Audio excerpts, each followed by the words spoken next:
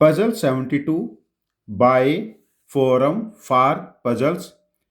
आज की पजल में टोटल 192 गोल्ड कॉइन्स 3 लोगों में गुल्लू, पीकू, विभू में अनइक्वली डिस्ट्रीब्यूट किए गए हैं।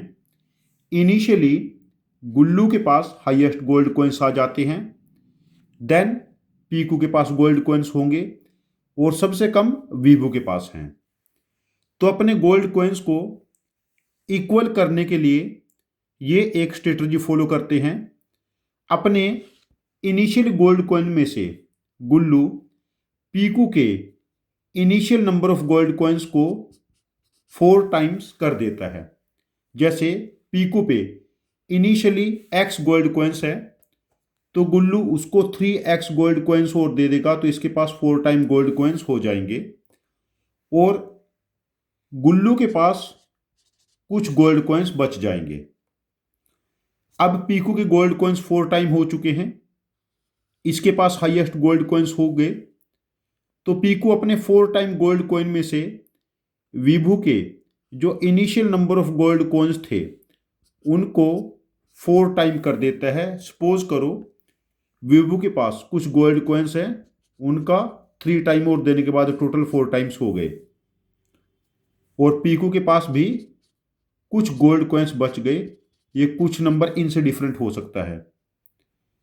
सबसे लास्ट में विभू अपने 4 टाइम गोल्ड कॉइन में से गुल्लू के जो कुछ गोल्ड कॉइन बच गए थे इनको 4 टाइम कर देता है। अब सबसे लास्ट में किसके गोल्ड कॉइन 4 टाइम हुए? गुल्लू के। जब विभू गुल्लू के गोल्ड कॉइन 4 टाइम करता है तो ये ऑब्जर्व करते हैं सभी के पास equal number of gold coins हो गए।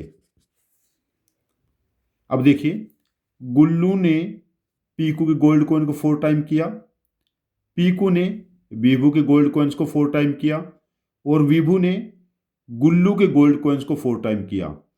तीनों ने गोल्ड कॉइन्स को एक एक बार 4 टाइम किया, और तीनों के गोल्ड कॉइन एक एक बार 4 टाइम हो चुके हैं।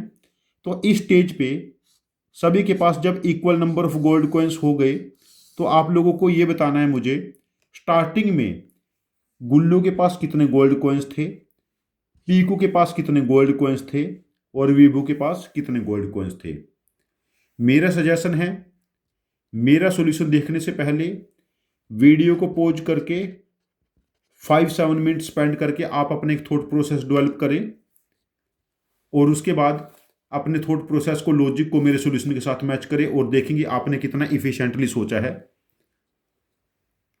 आई होप आप लोगों ने अपना बेस्ट एफर्ट किया होगा। अब मैं अपना सॉल्यूशन डिस्कस करता हूं। देखिए, हमारे पास टोटल गोल्ड कॉइन्स कितने हैं? 192, और 3 लोगों में डिवाइड किए गए हैं।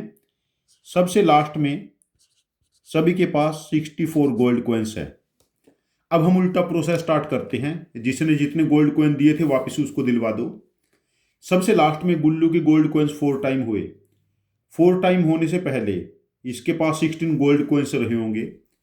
64 डिवाइडेड बाई 4 16, और 64 में से 16 सब्ट्रैक्ट करेंगे, 48 गोल्ड कॉइन्स इसको विभू ने दिए हैं। विभू यदि अपने 16 गोल्ड कॉइन्स वापस ले ले तो विभू पे ये 112 गोल्ड कॉइन्स है।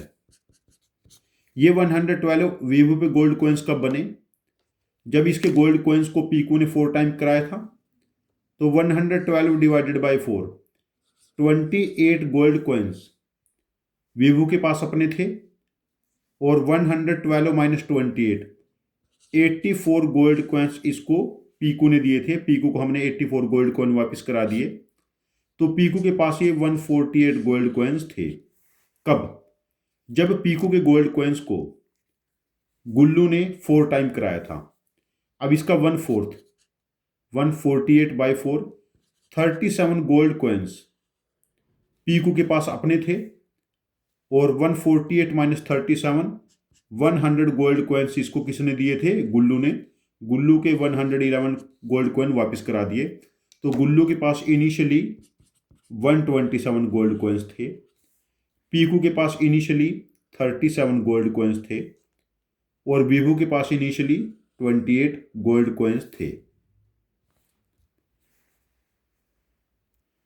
इस पजल को हमने विदाउट एज्यूमिंग एबीसी सॉल्व किया है बेसिक लॉजिक से।